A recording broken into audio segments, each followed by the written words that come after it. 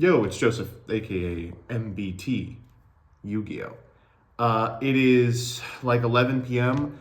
on Sunday evening, which is about 6 a.m. Eastern Standard Time, and we've just concluded the Ultimate Time Wizard. We got our shit stomped. It was rough. We for the first three rounds, myself, Alex, and Gage were doing a clean sweep of it. Started out undefeated, and then rounds 4, 5, and 6, the wheels completely fell off, and everything went belly up. You're welcome. Yeah, well, it was a team effort, I'll say that. But I ended up going 5-1 in Tengu. I really liked my list. I spent a lot of time on it, so I did want to talk a little bit about it and about Tengu at large, because I think there are some misconceptions about the format. Some people are laboring under the delusion that this format is fun, and I'm here to correct that understanding right now. So for the event, I played Catsith Chaos, which, in my opinion, is the most fun deck in the format. Last year I played TG Stun, which is another really good deck that I'd recommend, especially if you're beginning in the format. The thing is, it doesn't really have a lot of room for skill expression from the point of view of the pilot. So it's been a year. I feel like I'm a much better Tengu player. I'd like to take on something a little more challenging. I landed on this. Probably if you see me again next year and they're still playing this garbage format, I'll be playing Plant Synchro.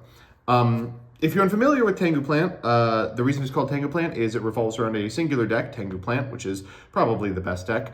The decks in Tengu Plant that are playable are, I would say, probably in Tier 1, Synchro Plant, which uses the now limited Synchro Plant enablers like Spore and Lone Fire and Debris Dragon type shenanigans. Dandelion is another one, Glow Up Bulb, alongside Reborn Tengu, which is a 3, to put out a ton of Synchro material and draw a bunch of cards in the process with Hyper Librarian. Agent is the other deck that's in Tier 1, but I was never considering Agent because I don't want to win or lose a game based on how many balls are in my opener. And then like a tier below that, I'd say probably is Catsith Chaos, one of the only like modern iterations on the Tengu format, plays all of the powerful Chaos monsters alongside a couple of very select Fabled guys that have incidental synergy with Tour Guide from the Underworld, probably the best card in the format, if not one of the top 2. Hero, which is just Hero from Edison, except they get to play The Shining, and Gravekeeper, a deck that just gets to activate Royal Tribute. Thankfully, I was able to dodge that all day alongside what I expect to be like the absolute worst matchup for this deck possible, which is Falcon Punch, you may have remembered from King of Jank. In our rounds, I played against Stallburn. That was a lot of fun. I played against TCG Rewind, actually, on X-Saber, and then I played against 2 Heroes and 2 Plant Synchros, and I dropped the very last Plant Synchro game to a pilot who was much better than me and drew much better. So let me walk you through what I'm playing. So we begin with the Chaos guys. You're allowed to play 3 of this card for some reason. Some people play 2 in this list because he does take a little bit of setup to get to. I don't really have a problem with finding him. You can discard additional ones to Phoenix Wing Wind Blast. And importantly, games last pretty long. Despite the fact that decks like this can be so explosive, usually there is enough push-pull and enough blowouts that people don't feel comfortable going for it early. We're playing 3 copies of Tour Guide from the Underworld. This card's incredible. Of course, you can get Sangan off of this, but your preferred target in this deck is Fabled Kushano. The Fabled Kushano plays nicely with our next card, the Fabled Catsith, which is kind of the thrust behind the deck. The idea is, if you're able to go Tour Guide into Kushano, you can overlay for a rank 3, detach the Kushano. Then for the remainder of the game, you have the ability to pitch the Catsith to add the Kushano back to hand, triggering the Catsith and popping a card. Importantly, this is a Dark and a Light as well, which sets up the entire Chaos package. And if you are able to get to the Chaos package already, Chaos Sorcerer and Fabled Catsith makes a 7, which, if you're going for an OTK, can be Ancient Sacred Wyvern, but frequently is Arcanite Magician because Chaos Orc is a spellcaster. Just a lot of really fun incidental synergies with this deck, and why I'm drawn to it. There's just a lot of play no matter what you open. Sometimes you open a hand that's like Phoenix Wing Wind Blast, double Catsith, Sangan, and you're like, that's great, I'm in it. We're playing 3 copies of Gravekeeper's Spy. If you had taken a look at this deck a year ago, these cards were not featured in it at all. I really love them. They're super defensive. They play really well into one of the best turn 1 plays in this format, which is just normal Raikou and hope for the best. Or normal Thunder King, Raikou, you know. Get my wires crossed there. Just setting this guy, he's got 2,000 defense.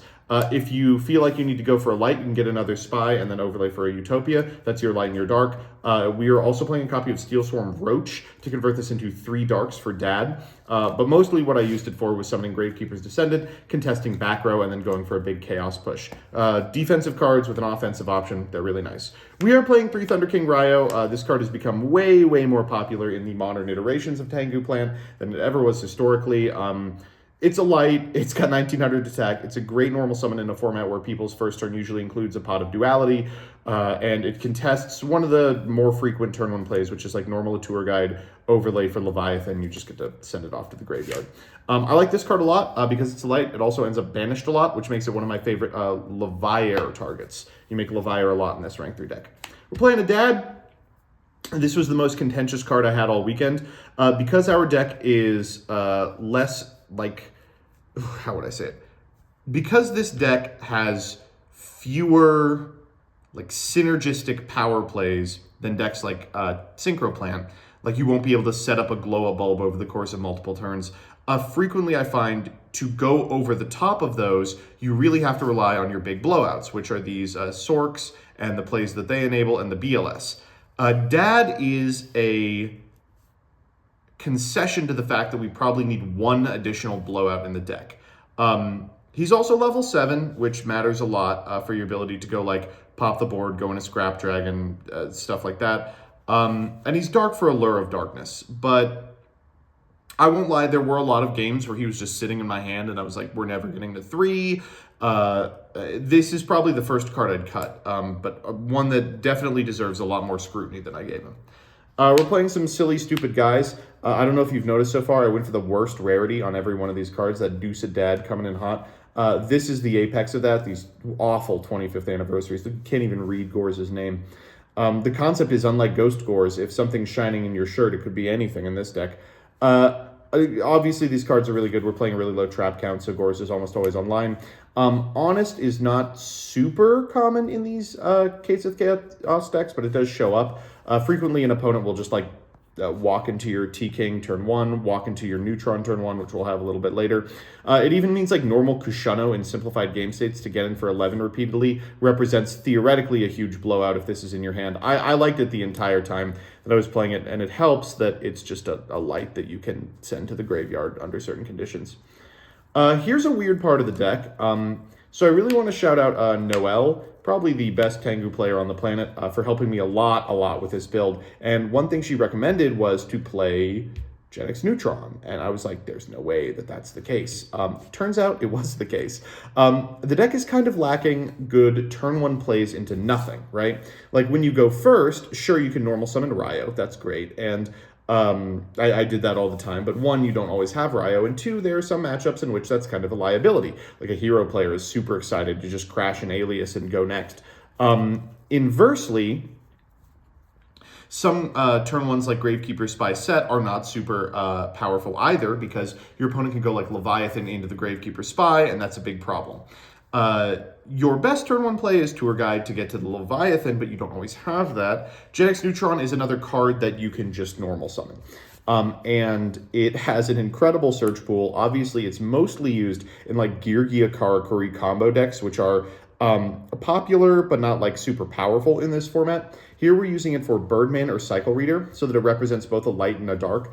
There's a lot of cool tricks you can do with Birdman specifically, like Tour Guide for another guy, Birdman back the Tour Guide, scenarios where you like Tour Guide for a Sangan, you can bounce back the Sangan, and then this can be used, like your Tour Guide has fetched you a material you can use to Synchro Summon, so you can go like Bryo, there's some fun stuff you can do with that. Cycle Reader is also in here.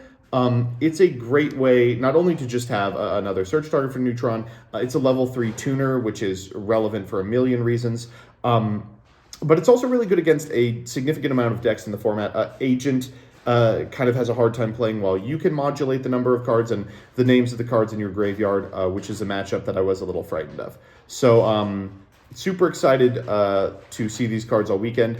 They were the best part of my deck by a lot. It has me wanting to go up on Neutron, even though I know that the math doesn't support it. We're also playing 1 Maxi. I'm playing more out of the board. This is for a Sangan get in game 1. but I played a bunch of decks that Maxi was good against, and I was just thinking I should be playing more Maxi. Who knows? And then for spells, we've got Reborn, Book, Heavy, Dark Hole, Mindcon, Allure. These are all one-ofs because you can only play one of each. I like Book in here because it's a defensive option that is not a trap, which means that it's a little more flexible than the remainder of the stuff we're playing. I think that's the only particularly contentious one. Allure of Darkness is kind of a concession to the fact that we're not playing duality. Super frequent in this format is to load up on 3 duality, even in decks that perform special summons, like Plant Synchro or Catsith Chaos. I think that's like a huge weakness of this deck. Constantly playing the deck, I would find like activating duality was just not an option, either because I needed a big turn to get back into a game where you were almost always behind, since your deck has like explosive comeback mechanics, but not a lot proactive going on. Or an opponent would have stuck a Ryo, and like, what the hell do I do to that? Or I would have my Ryo up. So those slots we changed to Upstart Goblins, but the deck's damage thresholds are such that I really don't want to give them life points, and one draw just really, I think, isn't worth it, no matter how easy it makes sideboarding. So Allure of Darkness is a mechanism by which you can kind of hedge against the inability to, through duality and Upstart, see your sideboard stuff in game 2 and 3, right? And it also filters hands that are really bad because they have like a Dark Arm Dragon and nothing else. Like, it's a great way to try and find action. I liked it all weekend. There was one game where I was sitting on an Allure and I was like, I should go for it, but I didn't go for it, and I won the game because I didn't go for it. We're playing 2 MST. This card's a 3 in this format. Maybe should be playing one more copy. There's just so much that's so great to pop in this format, and I loved these every time I saw them. Third one comes in against, of course, like TG Stun, but a number of decks that just play back row that must be destroyed under all costs. The reason I don't feel too bad about only playing 2 is because we're on 3 Phoenix Wing Wind Blasts, is kind of the reason to play the deck, is because Phoenix Wing is in the format. It's pretty good at dealing with Tengu, the format premier super threat, but also the incidental synergy with not only the ability to put lights and darks into the graveyard, but also to pitch Catsith. So on a new chain, you can also pop a face-up card on the field. It means that you're never all the way dead to like the floodgates that kind of plague the format in the form of skill drain if you're playing like Hero or TG Stun, as well as you have an easy out to almost every board state. There's a lot of really funny stuff you can do with this card when it comes to like an opponent trying to resolve an effect that shuffles the deck, and you're like, haha, I can get rid of a card permanently. You go minus on this all the time, and it feels fine because cards like BLS are worth more than a card to you.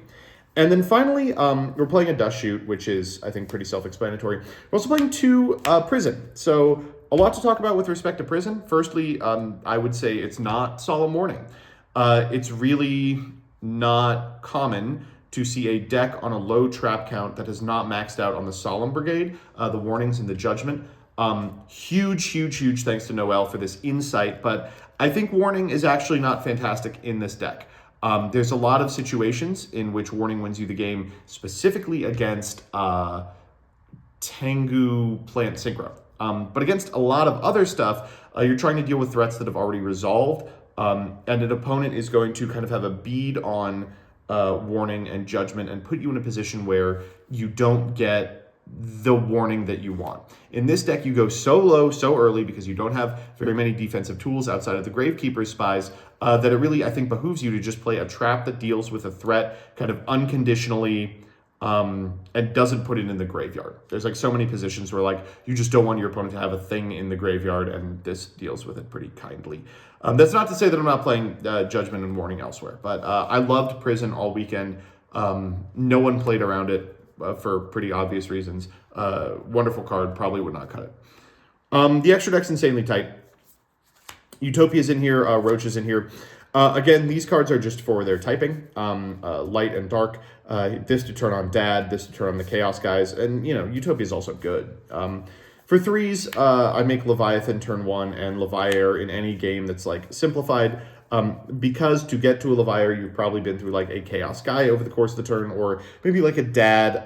This is a great way to win the game after you've equalized the board state. Just like either land a tour guide, or realistically over a couple of turns you can just get a couple 3s on your side of the field. Mind conning your opponent's 3 is perfect for this, and you can use it to bring back a Ryo and just shut out the game there. A wonderful card that also benefits you from like modulating your graveyard by taking darks out, then returning darks by virtue of like Leviair, get a guy, sync off with it or something. Brought back a lot of Catsith with this card. For a 4, we're on Armory Arm. We could be playing Unicorn this slot, but I think there's some positions where it's less valuable.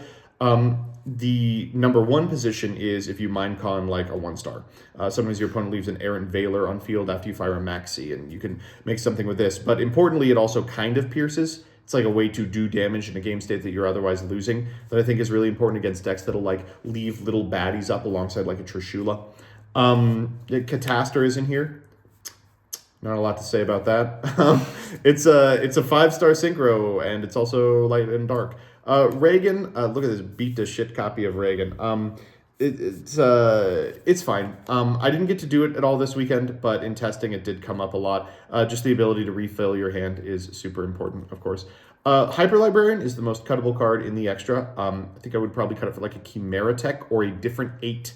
The reason it's in here is that stat line. 20 dark is of course very important, but 2400 is also very important. Gets over just about anything in its stat line, and can also put your opponent, if they're on Plant Synchro, in a weird position where like you have a Hyper Librarian and like guys, and like to get over the guys they have to make synchros, then you draw off the guys, you know. Although there was a position where I had to make this guy against a Plant Synchro guy who also had a Hyper Librarian, I was like, okay, have your card. Brio, of course, is in here for 6s, as is Gaia Knight. Gaia Knight was good all weekend. There's a lot of ways to make a 6 in this deck, and importantly, this one can get over Stardust.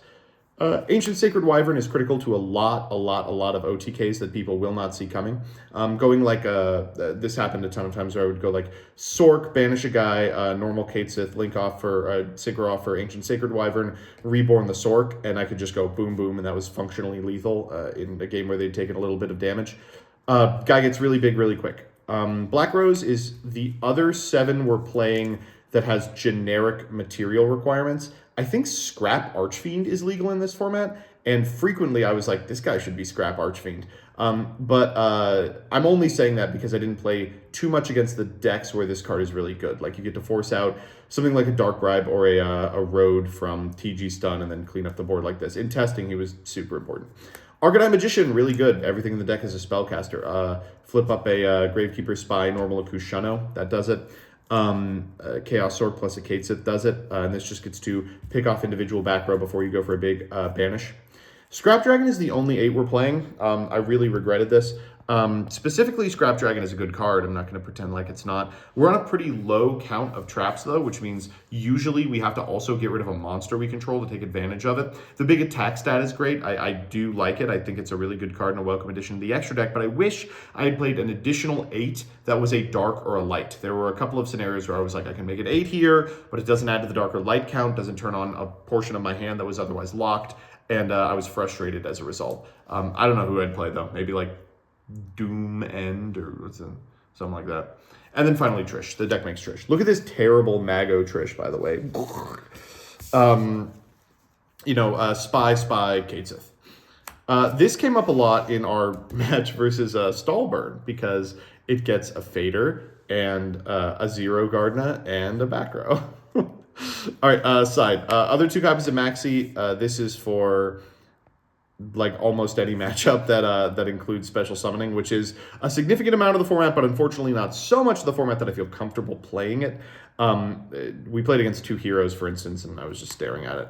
DD Crow, a lot of decks that really need a very specific series of critters in the graveyard. I'd bring this in against both the Agent decks, and I did bring it in against Hero too, which I don't love, but like the Hero decks in Edison play really low like Hero count, so you can screw up their miracles with that. Cyber Dragon came in against like Hero and TG and anything that just has a tough time with 2100 body. Of course, machines as well. So we are boarding the 1 copy of Chimera Tech Fortress. Couldn't find room in the main. We're playing the Solemn Brigade out of the board. This is mostly for Plant Synchro. Comes in frequently when going first regardless, just as a way to contest the normal summon. You want to feel secure in going like Ryo and then the Solemn Warning for the Leviathan. Judgment I boarded into very frequently on the play just because in games 2 and 3 there are cards that just blow me out. 2 Royal Decree. I could have gone up to 3 on this card. I ended up going to 2 at the last minute because I did a bunch of testing and I was drawing like Royal Decree, and I would keep in copies of like Phoenix Wing Windblast because it has so much utility even under Royal Decree. But frequently I felt it conflicted so much with my game plan that like I only wanted it in for the matchups where it automatically won me the game. And there aren't too many of those in Tengu. Like, you still do have to play the game against just about anything. Forbidden Lance, a similar principle. This is to hedge against, like, decks that are on a ton of back row. I brought it in against Hero, of course, too, because of its applications versus Gemini Spark, which is super important. And the third MST for matchups where you have to contest back row as well. I like this deck a lot. I, again, want to shout out the individuals in the Jank Tank who are willing to test with me. Alex and Gage for not only playing with me, but playing like a million games of the most mind-numbing testing of all time, because I only brought TG Stun to test against. All the people on DB who tested with me, and Noel specifically for doing so much of the heavy lifting on the actual deck build, and I don't know, Shyness Law as well for giving me an intro to the format 2 years ago that I've been relying on since then. I think Tengu format is a really interesting place to play around with for like a month, but it's not something that I would play long term, just because I don't find the tippy top decks particularly fun to engage with. Like, while it's cool to do the cool like Banish a Light and a Dark Blowout deck, there's also games where your opponent's like, okay, normal Agent of Mystery Venus, summon a couple of balls, pass, then you make some play and they go, okay, I will now go Hyperion Christia on you. That was fun. There was some games where they go like Gravekeeper, Wonder Wand, tribute it, add Commandant for Necro Valley, tribute for 4, and the game's over. I think if you could just excise the silly, unrespondable combo decks out of the format, it'd be pretty interesting, but, you know, then we're talking about something else entirely. I would encourage you all to dip your toes into the format, see if your experience with it comports to mine. I will definitely pick it up again next year when we run this shit back. I imagine they'll probably be doing the same nonsense thing once again. You know, I still massively prefer to go. But that's it. Thank you all so much. I'll be back to normal summoning Ryziel X next week.